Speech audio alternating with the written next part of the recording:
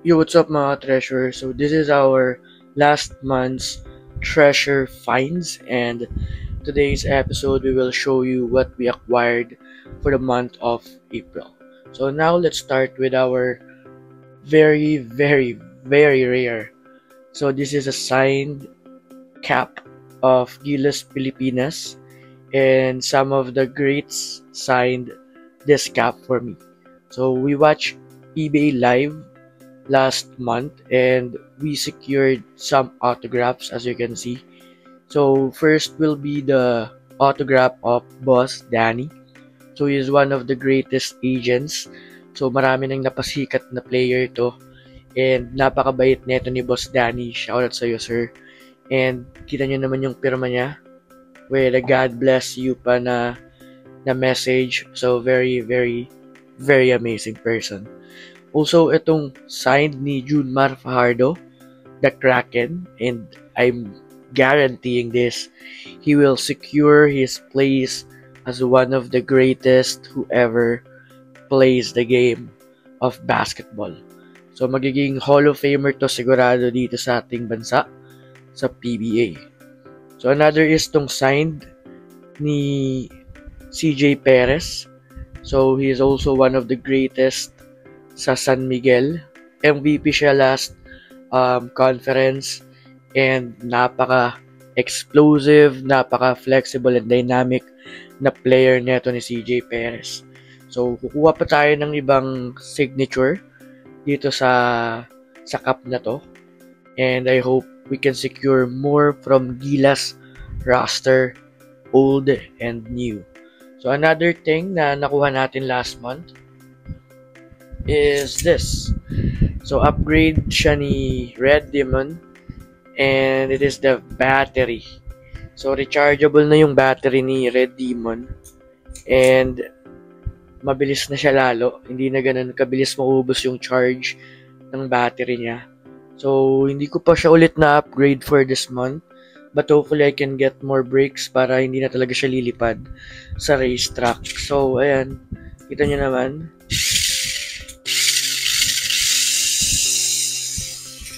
Napakaangas. So hopefully we can upgrade more for a demon para we can compete na with some official races na nangyayari dito sa atin sa malapit. So next is itong customized rookie card ni Roger Pogoy or RR Pogoy, as we all know him.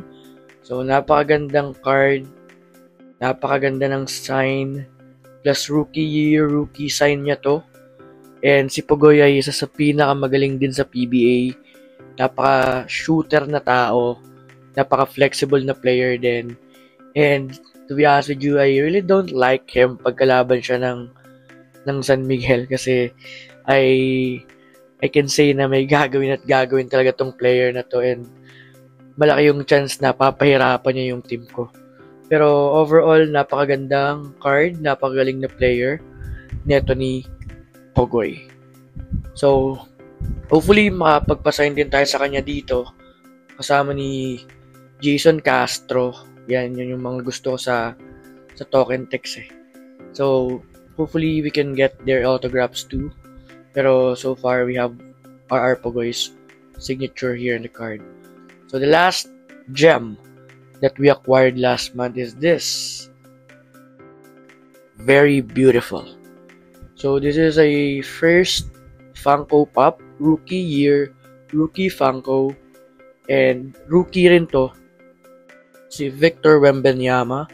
So he's the first draft pick etong season, and is one of my rookie to watch na player right now.